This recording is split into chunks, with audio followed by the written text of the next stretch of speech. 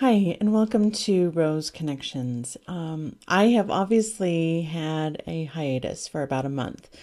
At the beginning of my last video, I mentioned that I lost both my dad and my grandpa in the same week. I lost them 4 days. In fact, my dad had passed away, and 12 hours later, my grandpa was in the hospital with a broken hip, the exact same thing that my dad had. So, in addition to all of that, on February 2nd, I lost a childhood friend in a very public way. She was one of the FBI agents who was killed. Laura Schwarzenberger and I grew up together, and I had known her since kindergarten, and we were on the cheerleading squad together, and always sat nearby each other in class because our names were so close together. And so, in all of that, I have been struggling with obviously grief, right? I have been trying to move through that grief as both as transparently as I can, but also giving myself permission to take breaks. For example, taking a break from this channel and not posting anything for a month because just the very act of recording these, my face would be tear stained and my voice would be cracking. And so even if it was on a topic that had nothing to do with the grief was always lingering there in the background. And so I thought it was actually a really good idea to kind of relaunch this. I won't even say relaunch because it's not like I'm doing anything new, but to re-engage. There we go. Re-engage with this channel by talking about that grief and talking about how I've been processing it and what I've noticed about it. I think, the first thing is while the friend from back home, we weren't close in adulthood, I do remember so many times when like we were on student council together, and I was definitely going down a very self-destructive path at one point in my 8th grade life. And she was a grounding force for me in all of that. And as much as I want to celebrate that, those memories of that time, we weren't that close. My grandpa and I, even though I do feel close to him, and I felt close to him, for a lot of my life, I was not raised like him, by like my cousin was. So my experience with him and my experience of that loss is going to be different. And likewise, I also had a chance to say goodbye. He was suffering from Alzheimer's and passed away essentially, from complications due to Alzheimer's. Even though he had, a broken hip and everything else. That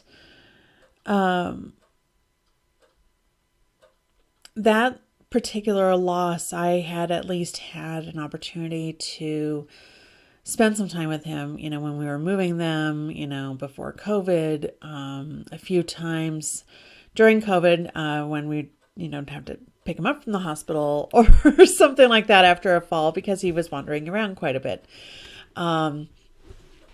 So I had more opportunities to come to a place of peace about his passing. I had more opportunities to have the conversations with him that I wanted to have. I remember specifically my grandpa and I,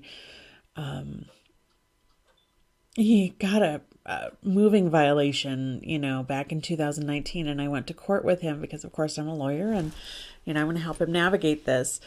And I learned so much about him and his life story that day. And even though he was having some lucid moments and having not some lucid moments, it was a wonderful way for me to be able to put the eventual loss of him in perspective. But my dad was a whole nother story because I was very, very close to my dad. And if I talk about him, I'm definitely going to cry. And it's not that I don't want to cry on camera. It's that I want to discuss some actual topics instead of focusing so much on just how I feel in the moment. And, I will do a video where I probably do my eulogy to my dad. And so then you can hear my thoughts and my ideas then. But losing my dad, even though on some level I have been waiting for this shoe to drop for 20 years now. He was diagnosed with 2 forms of cancer in 1999 and was given a 20% chance of living 1 year. And because it was stage 3C. And, and they were trying to determine whether, that had been metastasized from the first one and back and forth. You understand. So his health has been in a precarious state off and on for the last 20 years. And so every time he goes to the hospital, there's this gearing up and I would shut down. I am normally actually very adept in a crisis, except when it comes to my dad. When it came to my dad, I checked out. The very first time he got sick, I remember my husband, before he was my husband, this was before he was even my fiance, had bought me Final Fantasy VIII. And so I poured all of my free time into this video game world so that I could avoid having to deal with the reality of my dad being sick. I just could not deal with the reality of him being sick. So me pouring myself into other things to avoid my grief and to avoid the vulnerability of someone I love being so sick has been a pattern my entire life. But in particular, the week that my dad died, I had to overcome that same shutting down. He had been in rehab, recovering from hip surgery, and I had to break off all of the blockages to me being able to deal with the reality that he may never walk again. And so just a few days before he died, I attended one of his therapy sessions. And I the thing that we don't talk about sometimes with grief is the amount of stupid regrets that we have. And maybe we talk about it, but it was never something that I expected to feel on the level that I have been feeling it.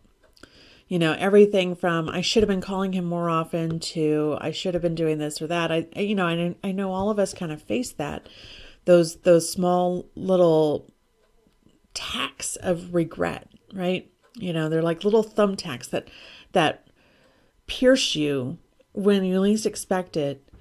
They don't injure you to the degree that, it disables you, but it causes you to have to stop and tend to it all the time.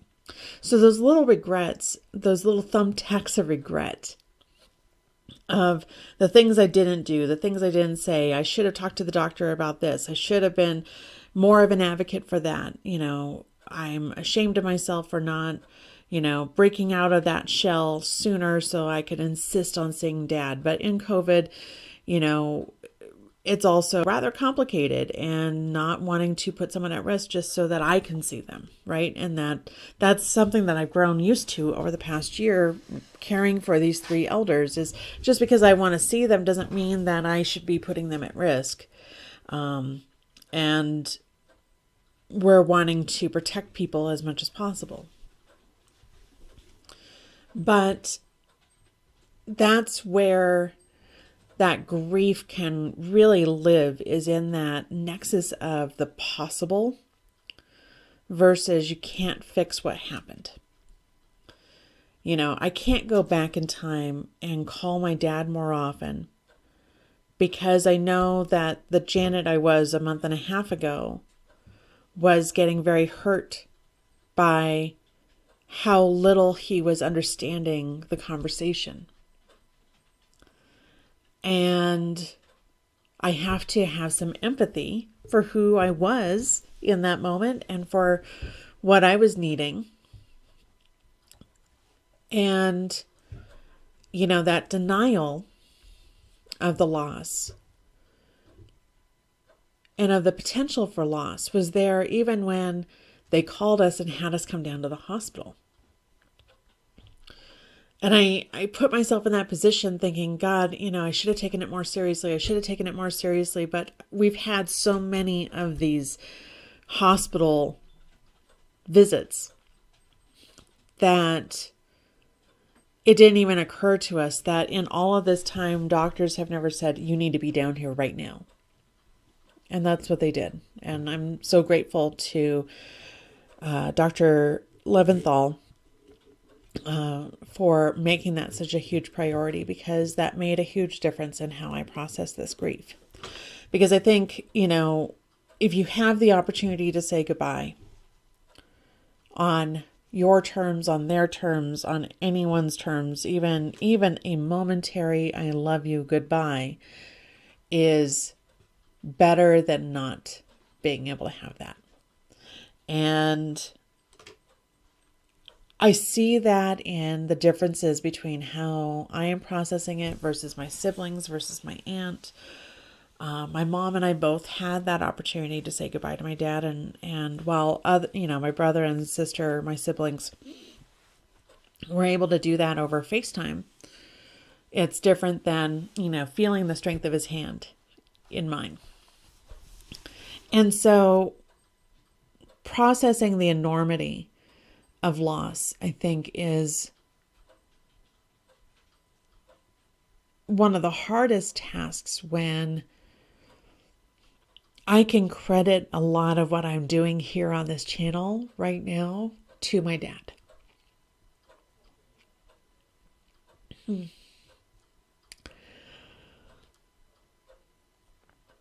And so, in some ways, I was avoiding this channel because I was avoiding having to deal with the connection of what I'm doing today being so directly influenced by how he influenced me. So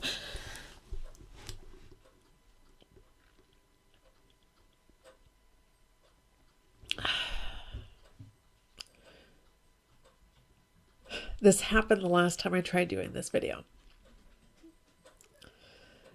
And I think that there's value to seeing me work through it, right? I hope there is. And in fact, the only reason why I am letting myself talk about this is so that that honesty resonates with what you have felt about grief, of how it just comes in these waves. And sometimes it's, the calm lapping waves, like a gentle lake lapping against your ankles. But then there are the big waves, the waves that threaten to drown you. My dad was a huge Star Trek fan, huge. He loved Spock, loved Data, and probably identified more with them than I give him credit for. But he and I used to watch Star Trek The Next Generation religiously. And I watched, I have anxiety and I have difficulty sleeping. And so watching comfort shows like Star Trek TNG that I know by heart, there's not one episode that I haven't seen or memorized on some level. I know these characters, I know this world so very well. And so it makes it easy for me and comforting for me to fall asleep to it. Well, the other night we were falling asleep to it, and it was the episode where Wesley Crusher is about to fly off to the academy, and basically Picard has him go on one last adventure with him. And they crash land, and Picard is dying, and Wesley tells him that everything Everything that he did was to make Picard proud.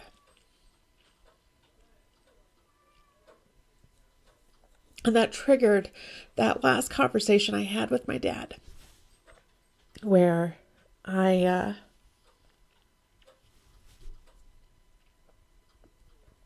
said similar things. And so that is that wave of grief that crashes over you, that pulls you away from shore, that pulls you away from those things that you're using to tether yourself. And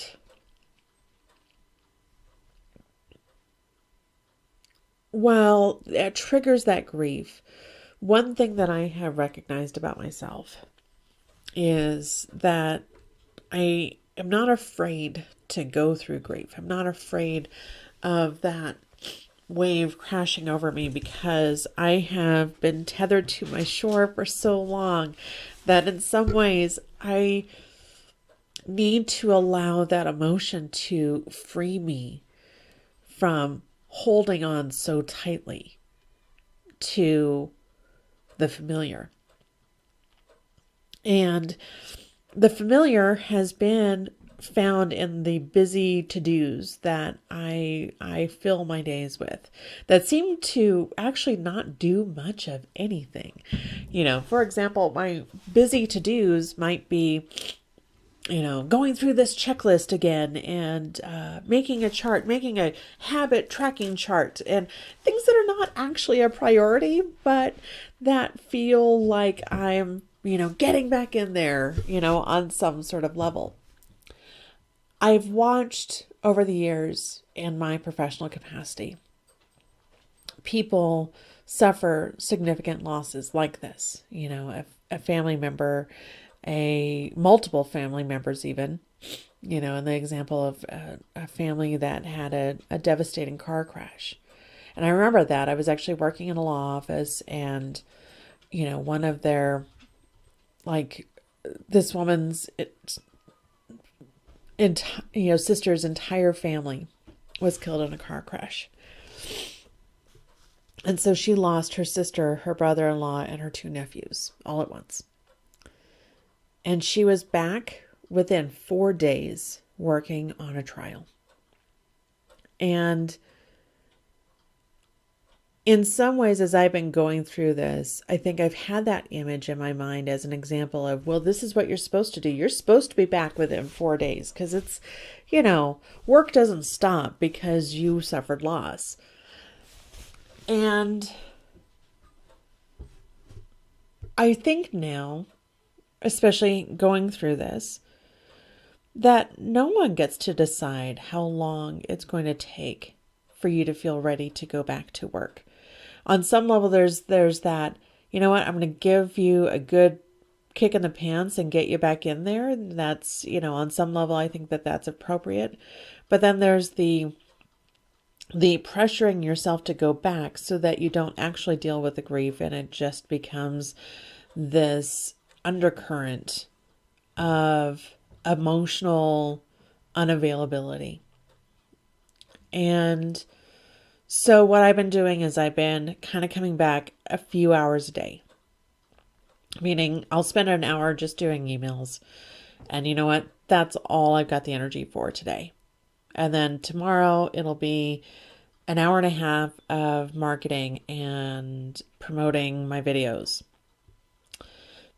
And then the next day it's 4 hours of writing a blog post.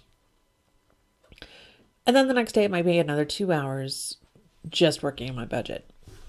Because right now, I'm essentially back this week to 8-hour days. 10-hour days. Well, I'm Janet, so it's like 12-hour days. But I have been giving myself permission in between, as I see things, as I hear things, as I feel a presence on my shoulder, that, taking that time to allow myself to feel whatever I'm feeling in that moment matters. As you can see, yeah, we're 20 minutes in right now, and I've cried, and I've, pushed back tears, and I've had to be silent, and I've had to choke it all back on some level. But on another level, you're seeing all of it in real time, and you're seeing that it doesn't stop me from what I'm trying to accomplish here, but it becomes a moment of humanity in what I'm trying to accomplish here. And one of the hardest things for me to have done in all of this was delegating. Specifically, delegating my dad's, planning my dad's memorial to my brother. My brother, while he knew my grandpa, my grandpa wasn't his grandpa. We come from different mothers.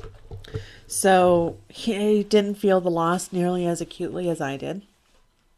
And he didn't grow up with the same person that I did. And so delegating that task to him, something that, even though, I could do it because I'm Janet and I can do anything, I shouldn't have to carry the weight of planning the memorial on top of taking care of my grandma, taking care of my mom, taking care of my kids, and, trying to deal with my own emotions and my own feelings in all of this. And so delegating was a very giant step for me. And, I talked with my brother a couple of days ago, and I think he's kind of in a good place with what he wants to do for the memorial. But the gratitude that I have for him even taking on that task, even if it's uncomfortable or difficult for him too, has been just overwhelming, because I don't think I would have been able to do that without, and still authentically feel the emotions that I do.